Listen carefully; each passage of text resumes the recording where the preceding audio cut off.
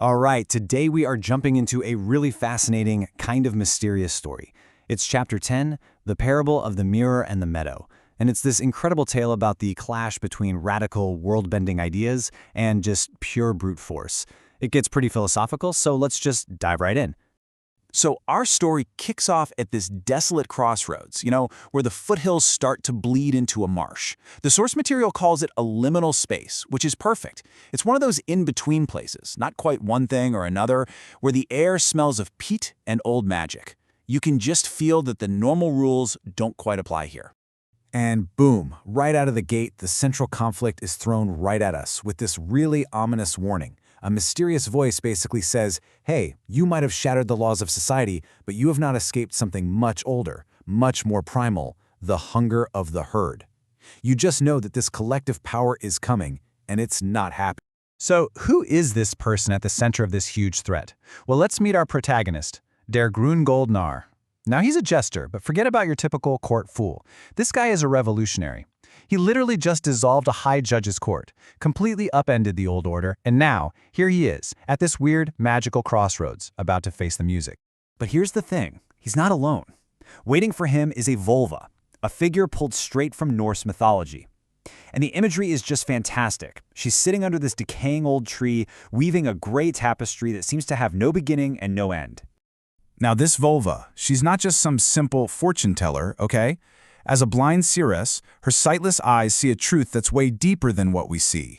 The text says she sees through the veil of Maya, that illusion of reality we all agree on. And her warning? It's not about some fuzzy, abstract destiny. Oh no, it's about a very real, very physical threat that's on its way.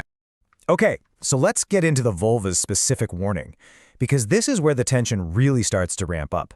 She is the voice of grim, unshakable reality in this story. And her message is, well, it's chilling. That herd she mentioned, they're Vikings, and they are hot on his trail. And just listen to that language. They're not coming to debate his ideas. They're not trying to understand his philosophy. They are coming to silence his laugh with iron spears. This isn't a philosophical disagreement anymore. This is a hunt. Okay, so you'd think the jester would be afraid, right? Panicked, maybe. But his response is not fear. Instead, he takes this very real, very physical threat and turns it into this profound duel of ideas. So, at the very core of his whole worldview is this concept of the absolute each. It's this wild philosophical idea that the I, the self, is the absolute center of its own reality. It literally creates the world it sees. So, from the jester's point of view, everything out there, the external world, is just a projection of his own mind. And he just perfectly sums up this entire belief system with one mocking question to the vulva. Can a man stab the wind? See, he views himself as a metaphysical principle, an idea in motion. So to him, these Vikings hunting him are just a bunch of fools trying to attack an idea with swords and spears. It's just absurd. And this slide just lays out the core conflict perfectly. On one side, you have the jester's pure idealism. The external world, the not I, is nothing more than a shadow that he creates himself. But on the other side, you have the vulva's hard-nosed realism. She's warning him that the outside world can and will push back so hard that it can crush his I and reduce it to just another object, a thing. But here's where it gets really, really interesting. The jester isn't afraid of this threat. In fact, he reveals that he's not just accepting it, he's actively using it for his own purposes. I mean, this is a total mind-bender. The jester explains that he needs his enemies. He requires their opposition, this not I. Because without something to push against, his own absolute will has no shape, no definition. It has nothing to dance against. They are the very thing that makes his philosophy real.